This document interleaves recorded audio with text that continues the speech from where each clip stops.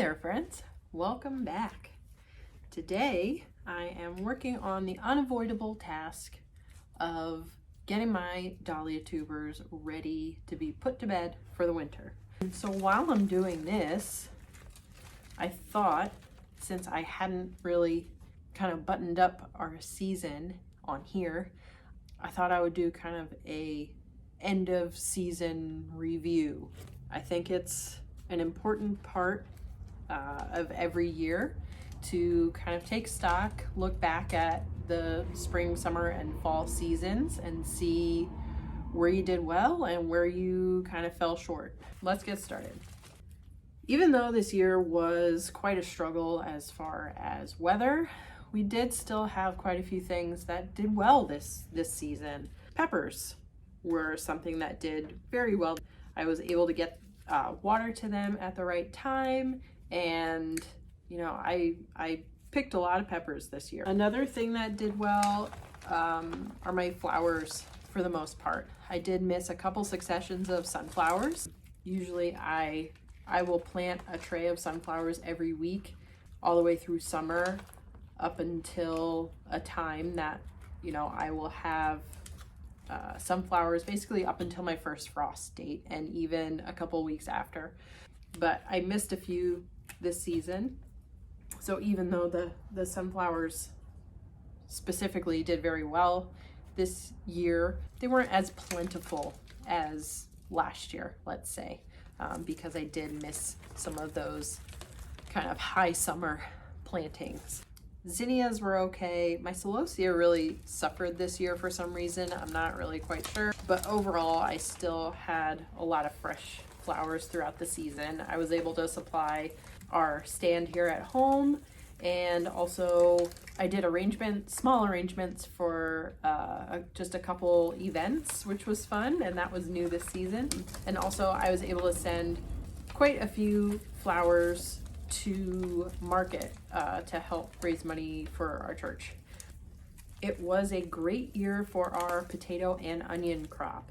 I don't know if I just got the onions in at the right time or what, but best onions I think we've ever grown came out of our garden this year.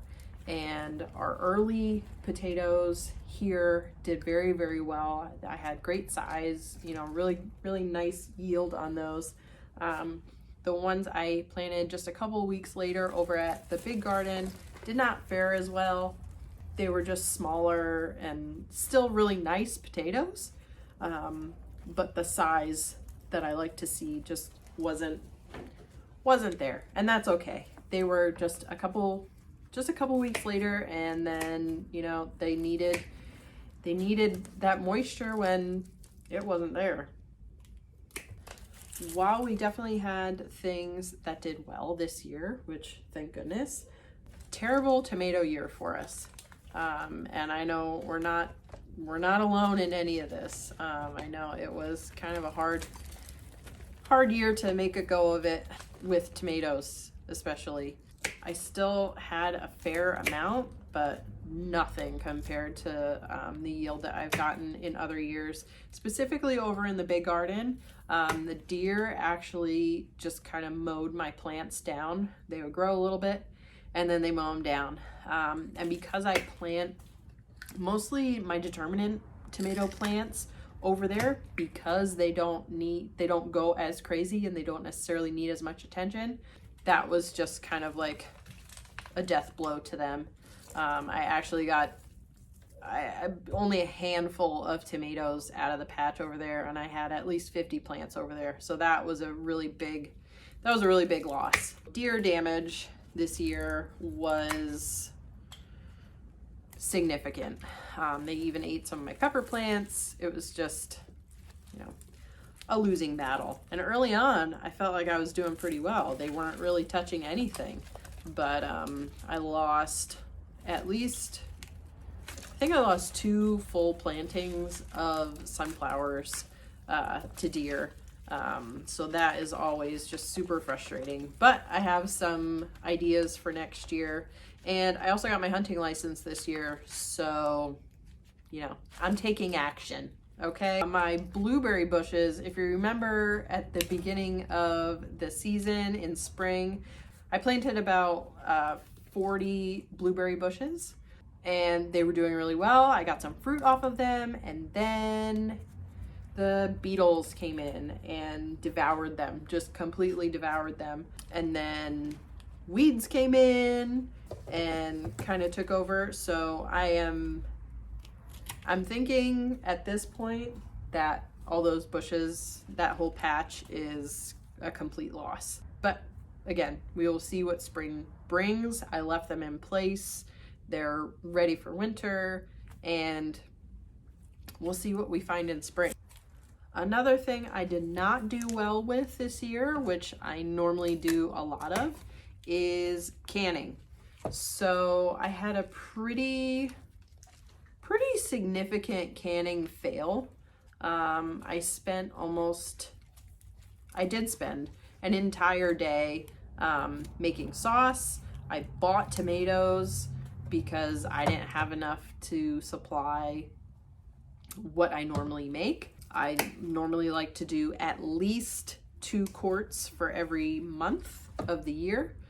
And this year I had enough tomatoes to do over 100 quarts of sauce. And I was prepared to do that because it's something that is important to me and I like to do it. And there's nothing better than fresh sauce, right? I mean, come on. Long story short, the jars sealed and then unsealed, and it was just it was a disaster. It really was. And I have never questioned my ability to preserve food. That really knocked me down. It really kind of killed my confidence, and I don't know. I didn't feel like doing it again, which is weird for me because, like I said, it's something I like to do. I pride myself on having a full pantry going into winter, and it just wasn't there. But also, I was smart enough to know that if I did not feel like doing it, it wasn't worth it to try. There's no coming back from that. It's kind of like baking. If you're not feeling it, like there's not enough goodness that goes into it. You have to be ready to do that work. So you might wonder, what is next? Now that the fall season is coming to a close, I'm dealing with the last few tasks on my list for winter preparations. What's next is prepping for wreath season. So we've not been through a full year together yet, because I started the channel in the spring. So you wouldn't know that I also make wreaths and grave logs and things like that. Of course, I still have things on my to-do list to kind of button everything up for winter, but you know, you can only do so much, and at the end of the day, there's things that are more important than my garden. That's just the truth of it. You know, I have a lot of other roles and responsibilities, and you know, I just keep trying to do the best I can. Wreath season is always a busy time for me. I don't even know. I would have to look at my paper to tell you how many wreaths and arrangements I make. I do everything by hand. You know, I don't have any machines or anything. I get greens trees and hack them up into little pieces and then put them back together to make a wreath. And, you know, it's pretty much what I do. I break things apart to put them back together. So I will just be continuously making fresh things. I like to keep the stand stocked. I don't like it to look kind of straggly. I always want people to have a choice in what they're buying, not just like, oh, this is the last thing, so I guess I'll buy it. I have some overarching kind of general goals for next year and for the winter. Let's see, what else am I going to do over the winter? I have a whole stack of magazines that's been piling up since spring. So I'd like to get through them. I would like to read at least one book that doesn't pertain to soil health or growing something or production of some sort. What else? I don't know. I want to bake some cookies. I want to enjoy kind of hibernation time. I want to build a snowman. It's snowing outside right now today, so that's fun. Unpopular opinion, I love snow. I hope we get so much snow because I want to go sledding, I want to go snowmobiling, I want to do all of it. I just want to enjoy my family, enjoy this kind of slower time, and just be present. I want to be present and focused on what is happening around me. And I think that's enough goals, right? I think that's probably enough. And by the time I achieve those goals, it'll be time to start seeds and it'll start all over again. But that's okay. I'm going to be ready for it. Even though I'm feeling like, oh, this is a daunting task. I'm never going to get through these tubers. Why did I plant all of these? I'll get through it. And we'll just keep moving along. And guess what? I'm going to do it the year after that, and the year after that, and the year after that, because it's all worth it. All the work is worth it. And especially for the flowers, because you know what? You can sell tomatoes all the live long day, but when you put flowers in somebody's hands, there's nothing better than that. Right? I mean, it's not, you're not just selling flowers, you're selling a memory, you're selling a message, you're giving that person joy. Which, if you are buying local flowers, will last you well over a week. Hashtag support your local farmers. I'm moving on to my next step. Hope you enjoyed my little season wrap-up, end of season wrap-up. I'll continue to put new content out over the winter.